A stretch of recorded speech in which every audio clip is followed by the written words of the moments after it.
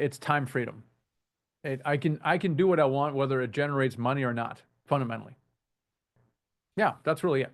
It gives me options. I Yep. can work when I want to, or I can take off when I want to. And you have this money rolling in, whether you're working or not. I've observed that most people, they continue working. Obviously, we need to be productive. In fact, I would almost observe that they work harder than they did in their job before. And that's because they are working for themselves and they're building wealth. Hello, everyone, and welcome to the Moeller Real Estate and Business Podcast. I'm your host, Phil Moeller, and on this podcast, we will be interviewing guests that have made their mark in real estate, in business, and in other areas of life. Listening to podcasts myself has helped me in so many different ways and continues to do so. If you're a real estate investor or an entrepreneur, or aspiring to be either, or just someone that wants to learn, you've come to the right place. An easy way to have an impact is to share this episode with friends or family, provide a review, or just spread the word. We greatly appreciate it, and now let's get to the show.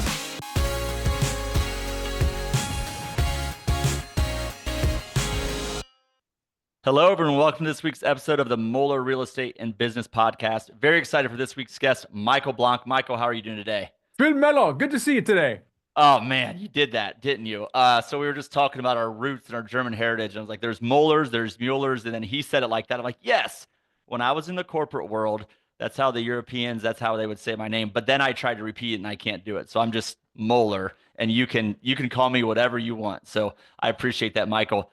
I'm going to introduce Michael, the Michael Blanc, by the way. CEO of Nighthawk Equity, host of the Financial Freedom with Real Estate podcast, having a huge impact on a lot of people in the financial freedom space. Also has a book, wrote a book on it, selling a lot of copies, just doing great because it's impactful. And this is real stuff. And I think freedom as a general topic is really important. There's a lot of depth to that. One of those is financial freedom. We'll talk about that, but I want to hear a little bit about your story. You're doing a lot. You're obviously a real estate investor, and you're doing some great things there. You're educating a lot of people, but it didn't all start here, right? So how did this start, and how did you get to where you are today? No, I was born this way. Yeah, the hair and everything. I hear everything. Yeah, I have a kind of a traditional upbringing. I was taught to go to school, get good grades, and get a job with benefits. And that's what I did. In my case, I have a master's of computer science. Phil, I'm highly educated, which I then threw away in 2005 when I read Rich Dad Poor Dad. And I had joined a software startup in the late 90s. That company went public and put a bunch of money in my pocket. So I went and read the Purple Book. It threw me for a loop.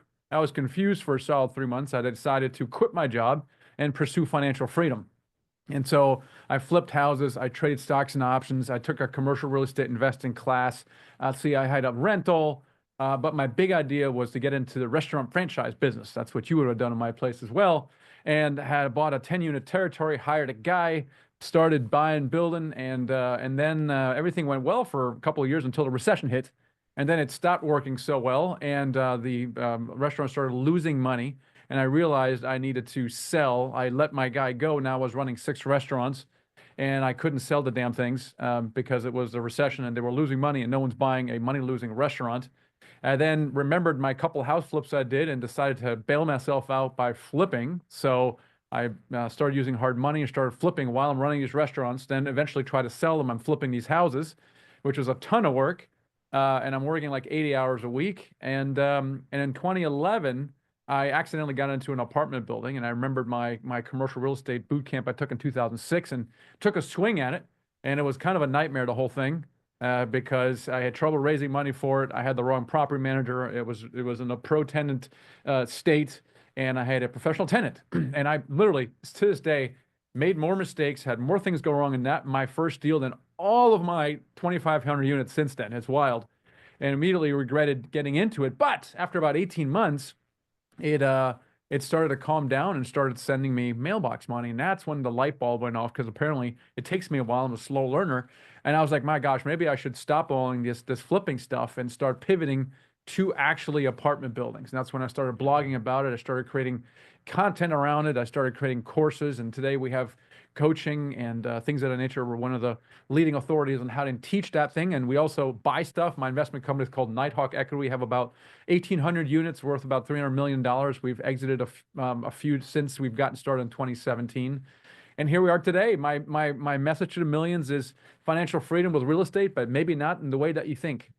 Okay. Well, there's a lot there, and I want to go back to one thing is you talked about is you bought that first apartment, and I just think taking action, taking the first step is so important. And you bought that with the idea that that apartment was going to deliver you probably financial freedom really fast because the classes and courses and what you heard and everything else. You didn't buy that with the intention of it's going to take 18 months. It's going to be really, really painful. I'm going to learn a ton of lessons.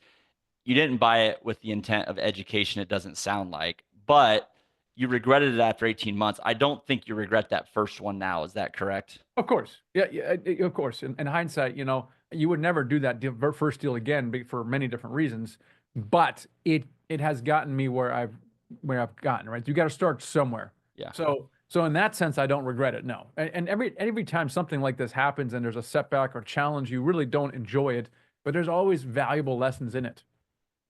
Yeah. And I think one thing when we're taking action and trying new things, first of all, be smart about it. Like don't just do ridiculous things. We're not saying that, but realize that when you're doing different things or taking some risk, there's just do it for the potential financial return, but also recognize when you're doing new things, you're going to learn a lot through that process. It's going to make you better. And it might, even if it costs you a little bit of money now, it might save you money long term. So that first deal and doing that first deal had a lot of impact on you. So after you did that, you started writing, blogging. Where kind of how did this roll out over time? Like what were the next kind of big moves or pivots? Yeah, I mean, so I just started blogging about it on the BiggerPockets and et cetera, and created a bit of a community where I was interacting with people. And what happened is people were starting to bring me deals and they wanted to partner with me. And then people wanted to invest with me. So I started doing probably the first 10 deals we did in those first couple of years were all joint ventures. And Okay. that was great. I wouldn't do it in the same way again. Again, it got started, but made a lot of mistakes by doing that. Number one, before first and foremost, these deals were all over the place. So it's not like, oh, let's go deep in a particular city. No, it's like, oh, Birmingham, Chattanooga, Huntsville, oh, here, everywhere.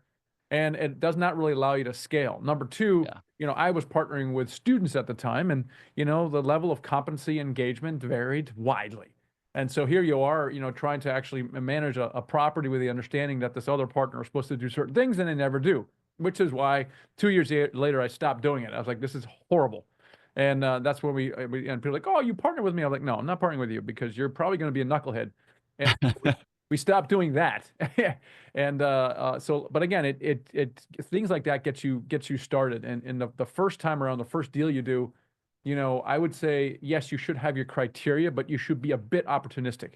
Yeah. As Yeah. you start adding deals, you start kind of what's called build your buy box a little bit. When you start adding criteria and you become much more specific so that it becomes more of a cookie cutter process. Yeah, I think there's actually a lot of people that try to be maybe they're trying to be too niche and not opportunistic, so they miss deals where getting into a deal at the first time that can have a big impact. So you said, okay, yeah, I don't want to partner with students anymore because they're knuckleheads or whatever. But now you're talking to some students, you're talking to people, right? They're trying to, they have a house, they have 3 houses, they have 5 houses, they have a couple duplexes, maybe a small multifamily, but they're trying to make the next move, but there's you know the barriers to it. They don't have the finance, they don't have the money behind it, or they don't have the partners, they don't know how to find the deals. Like what should they be doing to get to that next level? How do you coach your students to make the next step?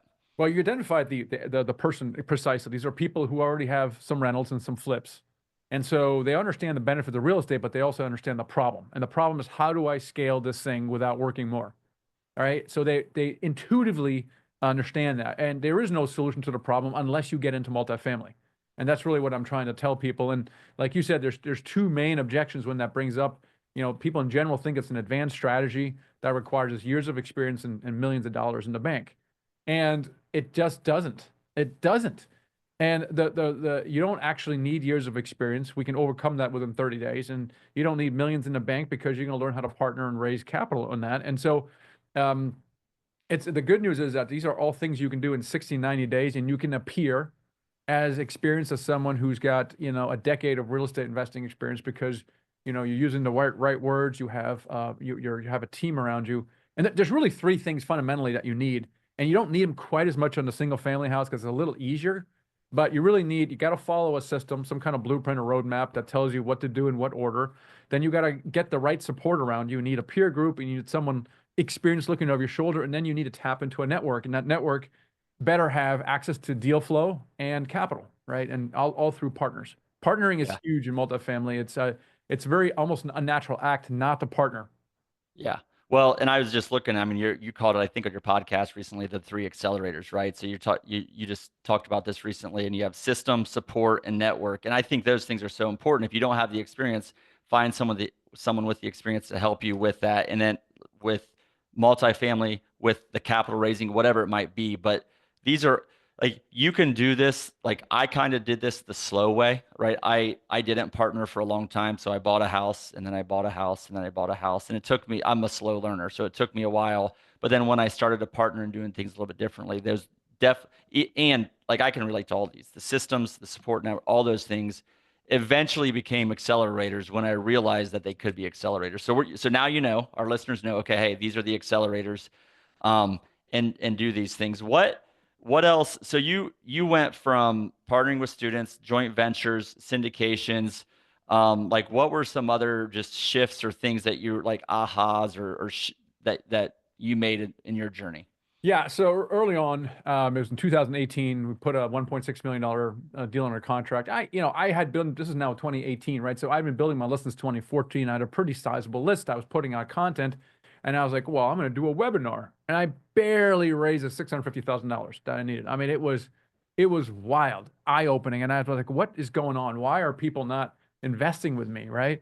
And it's because I was speaking to the active investors. I wasn't speaking to the passive investors.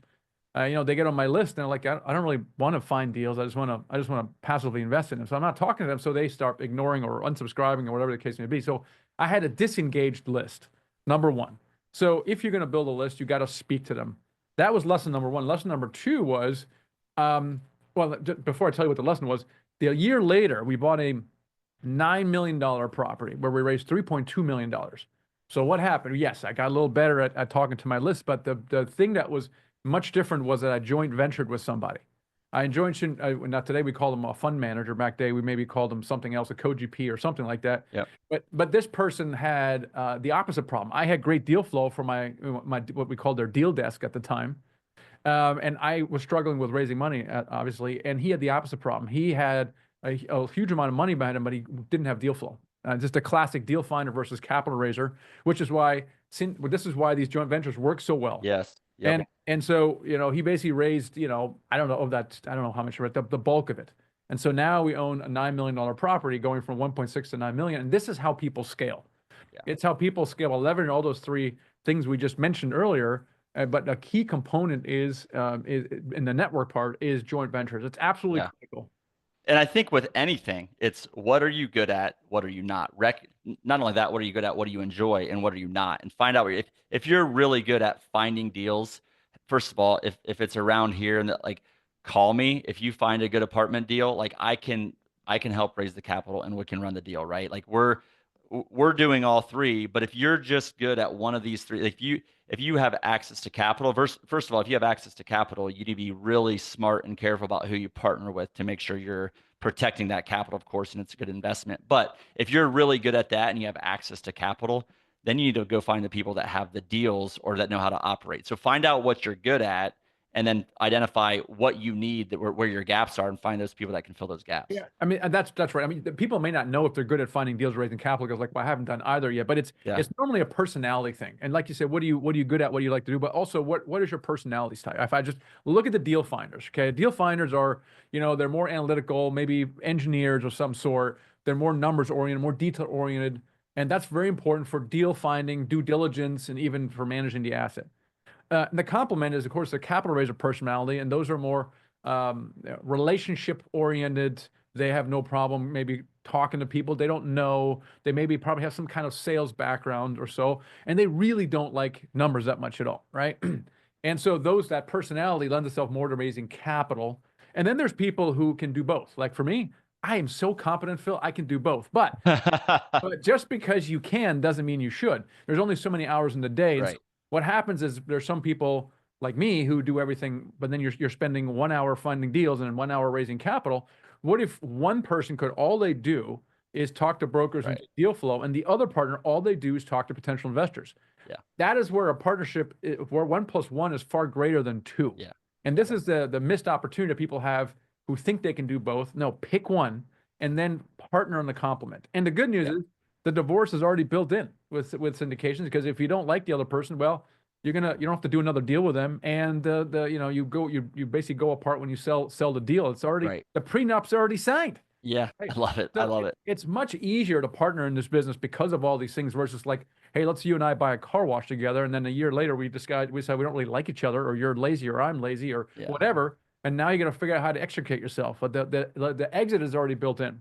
Yep. And I think the other, like if there's someone less experienced, or like if you have a couple of houses or duplex or whatever, you're starting to figure out what you're good at. But if you don't know how to find the capital or how to find the deals, like you're not good at either yet, don't try to do all of it all at the same time. Go pick one and find that partner, and then it'll accelerate both of your journeys, right? To get to financial freedom, which is what I want to talk about. Um, and so you're convinced, you're convicted that multifamily real estate is the best path, I think, to financial freedom, as you said it. I can obviously relate to that, and it's been great for me. We've been so blessed and so fortunate in so many ways. But like, what is financial free? Like, let's start there. Like, what does that really look like? Like, define that for me. You mean the end goal, the outcome? Yeah. Yeah, I mean, look, I mean, to me, it's time freedom. I can do what I want, whether it generates money or not, fundamentally. And yeah, that's really it. It gives me options. I Yep. can work when I want to, or I can take off when I want to, and you have this, this money rolling in, whether you're working or not. I've observed that most people, they continue working. Obviously, we need to be productive. In fact, I would almost observe that they work harder than they did in their job before, and that's because they are working for themselves and they're building wealth. The Yeah. temptation becomes that you work too much, because the more you do, the more money you can make. And Yeah. that is very attractive indeed.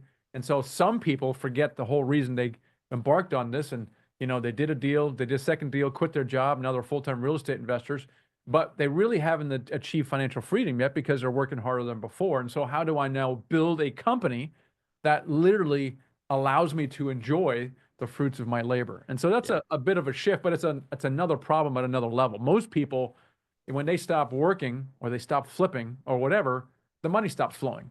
And, Yeah. and that's not really financial freedom. And to me, what I like about it, there's different levels of financial freedom. There's level one, which is kind of like just covering my bare living expenses so I can quit what I'm doing and focus full time. But I can scale this thing. This is what I love so much about it. I can scale this thing almost to infinity without working harder. And that's Yeah. what I don't like about some of the other strategies like flipping or rentals or anything like that, is the only way to scale is really to work harder. And it's because I tried both, and it's just a lot of work. Where multifamily, yes, there's a bit of work when you buy it, but there's also a bit of work when you buy a house or whatever the case may be.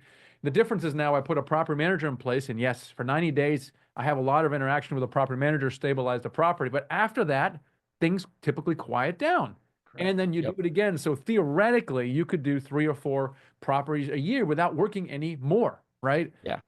And so that to me is very attractive. Yeah. And so you talked about just like time freedom and do what you want when you want. And I think the more clarity someone has on what they will do with that time, the better, but also recognize you might not have that figured out. If you have the motivation to get to that point, you are probably not going to go sit on a beach 24/7, 365. You're probably not going to do that. You might go to, like, I can do that. You might go do it for a week and you're like, I am bored out Oh, of I got to go do I something. I've done it. It's retirement is totally for the birds. Like my partner Garrett did. He told that story on my podcast the other day. He was like, my goal is to sit in go. Where is it? We want to go to Thailand and drink Mai Tais on the beach, right? And he did that for a couple of weeks, and it drove him crazy. I took a around the world. I had a 3 month sabbatical back in the software days, where they're looking at 3 months off paid, right? Because this is a software company in the late 90s, right? So it was wild, man. I felt my brain literally slowing down after about 4 weeks. And I was starting to sleep like 10 hours, 11 hours. You don't set any alarm on. I was sleeping longer, and I felt my brain slow down. Like I literally became dumber, I think. And I was like, oh my gosh, this is really bad. Like I need to do so. It was like I enjoyed the travel. It's one of my favorite things to do. But I was like, okay, I can't continue doing this because I need something productive to do. But I don't need it or want it all the time. And so it allows me to balance that. Yeah. And that's hilarious. And there's probably some health benefits to the slow down, but then it's like, okay, I'm sure there are. this has been enough, and we're gonna go back. And I think what you found too is you're like, you were blogging, you were doing other things while you were building your real estate portfolio. But I think you felt like you realize your passion is your passion buying and building your real estate portfolio, or is it educating others to get them to this financial free? Because I think you're working like you're energized by what you're doing clearly. Um, and I think there's just a process of figuring this out for all of us, like what that really is. If you put a gun to my head and you force me to choose, I would choose the educational side. It's more fulfilling to me, but it's also harder, and you could argue not as profitable than buying apartment buildings. And I'm doing both just because I can. There's a lot of synergies, right? Yeah. So if I'm going to teach it, it gives me certain access, but also gives me the knowledge to do it as well. So um, they really, in my mind, they'll go hand in hand. Yeah. It would be irresponsible in my mind just to buy apartment buildings and not tell others, but it would also be responsible well, it would be hypocritical to teach Right. how to do it and not do it yourself. And over time, the real estate bit, I don't know how scalable the educational thing is. I don't know. I mean, I'm in the process of trying to find out and Yep. trying to scale up our Facebook ad spend, things of that nature, so we can get the message out to more people who may not be thinking multifamily right now, but they got real estate portfolios and they want to scale.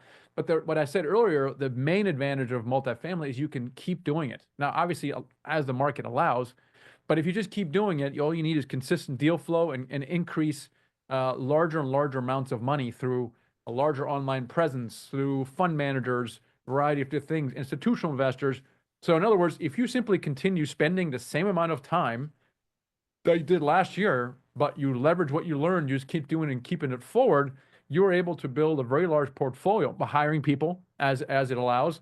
You can build a very large portfolio without actually having to work harder. Yeah. Yep. So I want to come to that. I want to add something and then come back to this passive active and even compare it to business a little bit. But just talking about going back to the passion and financial freedom. I think you said time freedom. I think the ultimate freedom, like I've thought about this. I think it's like true freedom of purpose to do what you really feel like you're called to do. And I think a path to financial freedom is an important element of that to enable that. And I think you've done that and you've really found and you've found this marriage of education and apartments and doing both, and they both complement each other. You'd be a hypocrite without it. So I think financial freedom is a piece of this that's so important to figure out this thing called life that we're all on. And I think you figured that out. So congratulations. I want to talk about the other element of that. You kind of talked about passive investing, active investing. I don't even compare it to business because I've I've had this debate in my own mind. Can you scale any business to make it passive? And I think the answer is yes, you can. However, I think multifamily real estate is easier to do that than the others. Probably takes less skill, less leadership skill, other things to do it than building a business and scaling it and setting it up to be completely passive. But there's also this spectrum of flipping houses is very active. Multifamily can be pretty darn passive. I guess, how do you think about the spectrum of passive to active business, real estate? How do you think about that? So within the active investing, you're talking about more passive versus less passive. Yeah. I would agree with that. I found it very challenging. We flipped 3 dozen houses. We're buying a house a month, and if I wanted a 10x that, I don't know what I would have done, right? Or same with the rental portfolio. You get to 5 rental portfolios. You want to 10x that. It's 50 houses. That's one heck of a business. There's very very few people I know. Maybe you might be one of them. We're able to do it with much effort and achieving much scale, so you can actually hire people to run it for you. It's just not as common. It's much more common and likely with multifamily because you can run $100 million portfolio with probably you and a partner and a couple of VAs. Like we Yeah. have 6 people on our team, we have $350 million of real estate, right? It's wild. It's absolutely wild. Now, having said all that, I don't think there's any really true passive investment, or there should be not a true passive investment. People say, well, stocks and bonds are passive, and I disagree. They shouldn't be. Most people Right. think they are. We just trust that our financial advisor is going to do the right Correct. thing, but they may or may not, right? Why don't Yeah. you spend a little time like Warren Buffett and actually educate yourself a little bit on the stocks you own? So again, I don't really think there should be true passive income.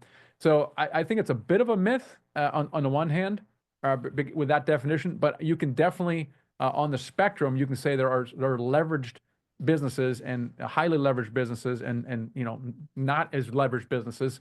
And I would Yeah. classify rentals and flips as in much more active, much less scalable because of that, and multifamily much more scalable because I can do more without actually having to work harder.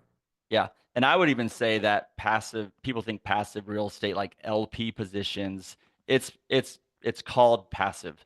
But if you do that completely passively, as in you don't do any research and you just see a deal, they tell you these returns and you just invest in it, it's you should do your education. Now, I think over time, as you identify those sponsors that you know, like, and trust and do a good job, it becomes more and more passive over time. But the first time you invest with somebody probably shouldn't be, I just trust them. This will probably work out. I'm just going to invest, right? Well, let's talk about that. I mean, you're absolutely right. I mean, actual LP investing is probably the most passive investing you can do. But again, I'm going back to with the stocks and bonds. I Yep. think everybody should spend time making money their business. If you have money and you want to grow your wealth, you got to make money your business, right? And it's going to be very challenging for you to hit your financial goals just by investing in the stock market, right? I mean, you have a good ride here, like we had for 18 months, for example, right? But you could have some downtime as well. Plus, you're paying too many taxes along the way, and you're not really getting a lot of cash flow, right? So I would say if you have money, you want to grow your wealth, then educate yourself around alternative investments in general. So Yes. yes, passive real estate, but where does oil and gas fit in? What about a debt fund? What about crypto? Is that a good thing? Should you want to be in crypto? Whatever, right? So make it your business to understand money, and then you're right. It is a little bit more upfront work, a little more. Yeah. Yes, you have to now go in. Let's say I want to get into real estate syndications. Okay, I have to learn what that is. What does that mean? Yeah. What how is a deal structured? Like, how do I recognize a good deal? What questions should I ask?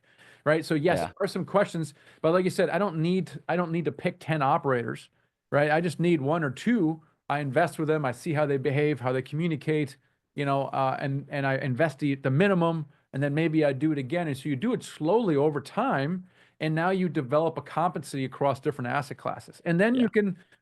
you can start to pull back a little bit. But that's really the people who do that really are able to build their wealth really passively, because these are all high income earners, and Yep. it doesn't make sense for them to quit what they're doing. So for Right. them, financial freedom looks different. They want a long term exit, or they want to build multiple streams of income and wealth Yeah. generation. And so it doesn't make sense for them to quit their job, which is typically what we associate with financial freedom. But it does make sense for them to generate enough passive income so that they cover their living expenses. It's like, in GoBundance, we say, what's your freedom percentage? And getting to 100% is step one. That's pretty cool. Right. I have so much passive income coming in that it covers my living expenses. And that's pretty cool. Now, how can I increase that percentage? Yeah. And Yeah. that's where passive investing really comes into play. Yeah. You also made another good point there. Just you talked about just the different, like, business owners that are making a lot of money in their business. And by the way, they're probably like they probably started that. They're passionate about it. Maybe it's a family business, but they're energized. They're leading a team. They're having an impact on people. We're not saying you have to quit whatever you're doing, no matter who you are. Like, there's different ways to diversify and get into real estate. Passive investing is one of them. So if you're passionate about your business and you're doing it, first of all, if it needs investment and it's doing great, don't be afraid to invest in that. But there's also alternative investing other than just the stock market that people can invest in and just diversify their portfolio. Crypto, whatever the position is on that. I had a debate with someone this morning. Where are you seeing on that? 30 seconds on crypto. I stay away with because I can't. I don't understand it. I don't know what drives the fundamentals, and to me, it's 100% pure speculation. I've had a lot of smart people explain to me, and it doesn't make any sense to me.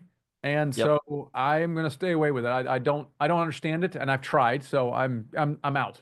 And one of my big lessons from last year, like the last couple of years, is not it's not about crypto. It's about, apartments. You know what you're good at. You're going to stay in your lane. You're going to focus on what you're good at, and you're going to have more of an impact through doing that than you are trying to do a lot of different things, right? Inch wide, mile deep versus mile wide, inch deep. Yes and no. You're right, because that's my primary business, and I'm still an active business owner. So you're right about that. But I do have some passive investments. So I need to educate myself around these other investments. So if I want to try to slowly diversify over time, take some chips off the table, then I do need to also start learning. And I don't have. And this is the thing. I don't have to be an expert in oil and gas, but I have to be able to read a prospectus and at least ask some questions. And that while the answers may not necessarily make sense to me, in general, do the answers make sense to me? Like, is it common Yeah. sense? Right. Like some investors, the biggest problem I think people is that people don't ask questions, Yeah. right? Because if you ask someone about, your rent growth assumptions or blah blah blah, and it's a heavy value add, right? And they're projecting 90% throughout the entire project. Well, how is this possible? They're turning over all these units. You're not going to do that in a day, right? You're going to raise rents. Don't you think your vacancy rate might actually go up while you're doing that? Right. Yeah. So now all of a sudden my occupancy assumptions might appear a bit aggressive or unrealistic. So, Yeah. if I have 12-year debt on it, which sounds like a good fixed debt, but the plan calls for a refinance in 3 to 5 years. Well, it doesn't make any sense. Did you consider the prepayment penalty? What is that, right? Yeah. Is this these it requires some knowledge, but Yep. more like just start asking questions. And first of all, does the operator respond? Do they answer the questions, or do they try Right. to avoid the question? And then number two, does the answer make sense to you, right? Because the average LP investor, they're successful, they're smart, even they don't know Yeah. a particular asset class, they know business. Right. But what's interesting is you're finding ways to diversify, leveraging a lot of the knowledge and experience that you have already. Not you studied things more, like whether it's mineral rights, oil, but these are all kind of around real estate, and you're leveraging that experience, and then you're learning more to make those investments versus, like, I'll just go back to the crypto. That's a completely different type of asset class investment, and you don't, that would take a lot of study relative to Doesn't these. matter. So you Right. just read some books or listen to some podcasts or go online, ask Chad a bunch of questions about crypto. I mean, if it really is a viable strategy, one should learn about it. And then Yeah. you can still say, no, I don't like this strategy, whatever the case may be. But, one should know enough about these alternative investments. Every LP passive investor should take a look over these different alternative investments and ask Yeah. themselves, what do I want this investment to do, right? Is it an inflation hedge? Does it give me tax write-offs? Is it giving me cash flow? Is it giving me appreciation? Is it giving me a combination of all those, Right. right? So you have different investments that do different things. A lot of Yep. people, they just do stuff and they really don't know how it fits. And also, let's talk about a risk-adjusted return. What is the risk of that, right? Because Yeah. the return on crypto could be super high, but where does that lie in the risk spectrum? Well, pretty Right. high. It's pretty much, the highest you can get. Yes. Wild rides, right? Very low Yeah. lows. So looking at your portfolio and figuring out what do I want to do and where on the risk spectrum do I want. So it's Yeah. not just allocating assets across assets, but also by strategy and objective, and then also according to risk. And so Yep. And I would. the more sophisticated investors, that's what they do. And they don't spend Right. hours per week doing it, but they make it a priority. Right, right. So for me, crypto, I think enough about it to have a little small part of my portfolio in it. We're talking a couple percent, but for me, I am also recognize I'm not an expert on it. So if that goes away, like, I'm prepared for that. It's still risky. I think it might go way up, but there's still plenty of risk to it. So, and I think the other thing is, like, what is for the listeners, what is your, like, learn from Michael, learn from myself, learn from others, build your investment thesis, and, like, build a plan of what your investment thesis look like: stocks, bonds, passive investments, active, whatever it might be, and just start to move towards that, move in that direction, study, do the research for that, but build your thesis, and move in that direction is what my guidance would be, I guess. So, I want to ask one more question on kind of apartment investing specifically, then I have a couple of closing questions. But you have something called the law of the first deal. I want you to talk about that a little bit. What is that? It's kind of wild. And the law of the first deal says that when you do your first multifamily deal of any size, you're literally 1 to 2 years away from quitting your job. And it's just I haven't found a single exception to the rule. The first deal tends to be the smallest and the hardest to do for a variety of different reasons. But when you do that first deal, everything changes. Like this giant switch in the universe switches on. And now you're known as a closer. And so brokers that maybe weren't returning the call now are calling you because you somehow got a deal done. The investors who were on the fence before, like, yeah, I missed that one. Let's get into the next one. You now have track record. And so typically what happens when people close that first deal, they already have that second under contract. It's literally wild. And so doing that second and that third really happens in automatic, automatic rapid succession. And the mistake then that new syndicators make after that is they think that scaling simply is just to repeat what they did last time. And as a result, they not only make a lot of mistakes because they're not really proactively scaling, but they're missing huge opportunities because the business opportunity is a really very large, but only for the people that actually take it seriously and take it for what it is, which is a multi-million-dollar business, and actually doing some long-term planning and making sure that the revenue is reinvested to further grow the business. Yep. Yep. And it's interesting because that law of the first deal, that happened to me on single family. I hesitated a lot, but then when I bought it, all of a sudden I had the next one in contract like a month, within 30 days or so, or 60 days. And then when I finally bought my first, which it took me a long time, but when I finally bought my first apartment complex, then all of a sudden the next one was in contract. And the reality is I could have been 1 or 2 years. Michael, I'm slow. Like I just take a little bit more time. So it would end up being a few more years, but not because I couldn't have done it at all. And honestly, if I would have left my job earlier, I probably would have accelerated things. I don't regret it. I learned a ton from I had a great career. I had a great corporate career. I learned so much from so many great leaders and how to run business and other stuff. But the reality is that law of the first deal for me, it's real. If you invest your time and energy into it, that can be a real thing. So go get that first deal. Is that even a duplex, or you're saying like Just a for it? duplex. Absolutely. Yep. Duplex works. As long as you're buying it with a multifamily scaling mindset, it counts. If duplex is just another single family house with 2 doors, Right. it will not work. Yeah. Yep. Agreed with that. Well, I want to shift gear to some closing questions, Michael. This is so good, and it just love talking about this stuff. What like keys to success? Like for some, you talked about accelerators, but like you know, what would your keys to success be for anybody? Yeah. Yeah. Number one, spend enough time to create clarity. I think a lot of people, problems, including mine, comes from that. And so clarity just solves a lot of things. Clarity makes clear what you want, what you don't want, and establishes priorities. And once you're clear, if you're really clear, then the only thing that can result from that is action. A lot of people don't take action because they're not really clear on what they want. They're sending the universe mixed signals. Or on the other spectrum, they have these action takers and they just do a bunch of stuff without actually thinking through it. Like I did. I flipped 3 dozen houses before I woke up and wait a minute. I actually don't want to be an accomplished house flipper. I actually want financial freedom. Yet that's is not financial freedom. It took me Yep. 3 years to figure that out. Right. So clarity. And then number two is probably action taking, because you can create clarity under, under the palm tree all you want, but it does not necessarily automatically result in action taken. And the key for there to take an action is clarity on the one hand, but also number two, being able to deal with uncertainty.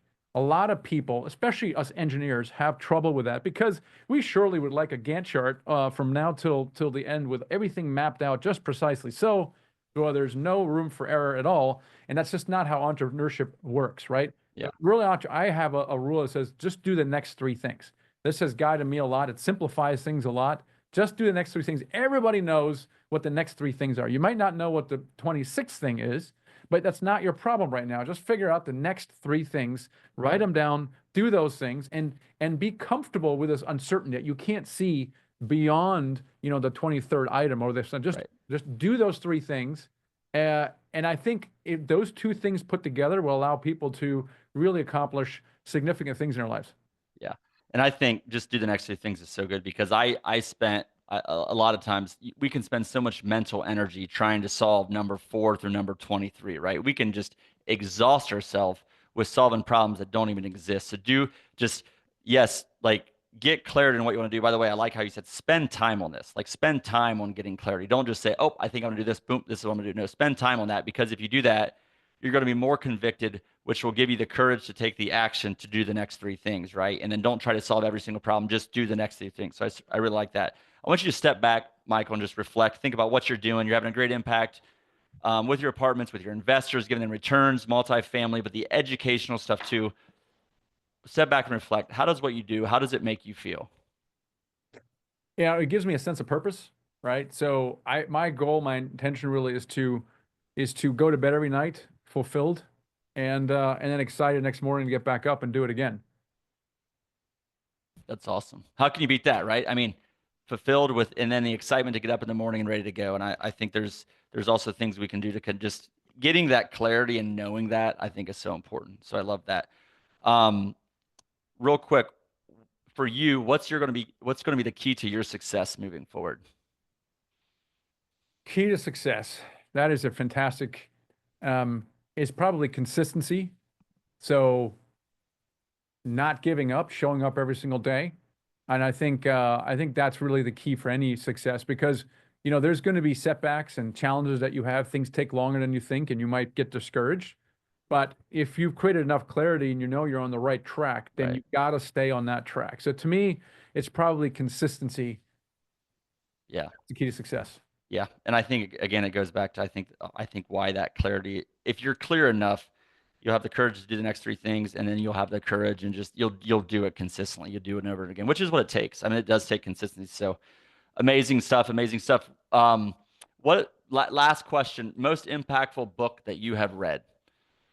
Man, so many. I read so many books. I probably read a book a month, so it's a tough question. If I were to back to consistency, the book that comes to mind is the book called Miracle Equation by Hal Elrod. He's not as well known as his book Miracle Equation, which is also extremely good. But the Miracle Equation really talks about a new philosophy on goal setting. And yes, use SMART goals, et cetera. But the only difference is don't put a deadline after your goals because you don't control the deadline. Yeah. Instead, commit to the activities that lead to your desired outcome and commit to those activities for as long as it takes, no matter what. And that's a kind of a liberating, and it goes back to consistency. So if I'm going to do a deal by the end of the year, well, what happens if you don't do a deal at the end of the year? So now you feel discouraged and you might actually give up because you set SMART goals, you did all things and you couldn't do a deal, which means you're obviously a loser and you should abandon the strategy versus continuing to talk to brokers and continuing to talk with investors so that eventually you get your first deal done and trigger the law of the first deal. So to me, it's a really liberating way to set goals. It's interesting that you use the word liberating, freedom.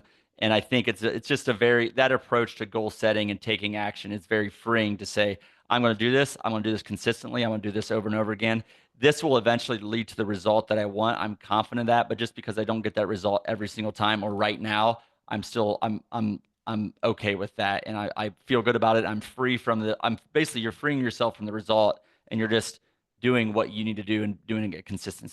So many good nuggets here, Michael. So much wisdom. I know. I mean, you are the expert in the multifamily space. So many people are learning from you. You've impacted so many people, given them or helped them, guide them to financial freedom. I know that.